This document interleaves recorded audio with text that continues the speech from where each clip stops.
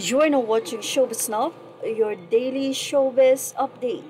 Usap-usapan nga ngayon sa social media ang di umano ay silent exit ng magandang buhay nila Regine Velasquez, Melay Cantiveros at Julina Magdangal na alam naman natin na originally hosted also by Carla Estrada. Bali-balita nga ngayon na di umano ay hindi na nga daw mapapanood pa sa ere ng live or ng mga latest episodes sila Julina Magdangal, Regine Velasquez at Melay Cantiveros.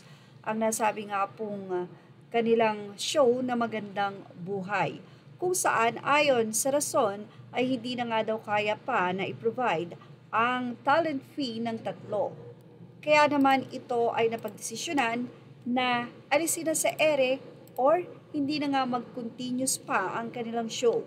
Mula nga sa naging artikulo ng Bulgar Online, doon na nga nila itinanong kung totoo nga ba na silent lamang, tahimik lamang ang pag-exit ng magandang buhay sa Kapamilya Channel dahil hindi na nga daw kaya pang i-provide or i-sustain ang mga gastos ng programa, pati na rin ang mga talent fees ng mga hosts na sina Regine Velasquez, Melay Cantiveros at Julina Magdangal. Ito nga daw ang nabanggit sa naging kausap nga ng Bulgar na mula sa TV5. Hindi na nga din daw kasi pinapalabas pa ang programa sa nasabing network at ayon sa kanilang kausap ay hindi na nga rin daw ito mapapanood sa Kapamilya Channel. Yan nga ang naging kumpirmasyon sa kanila ng nasabing kausap.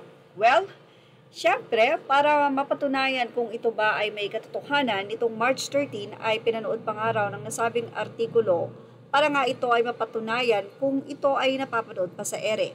Ayon naman sa artikulo, ito ay napanood pa nila sa ere.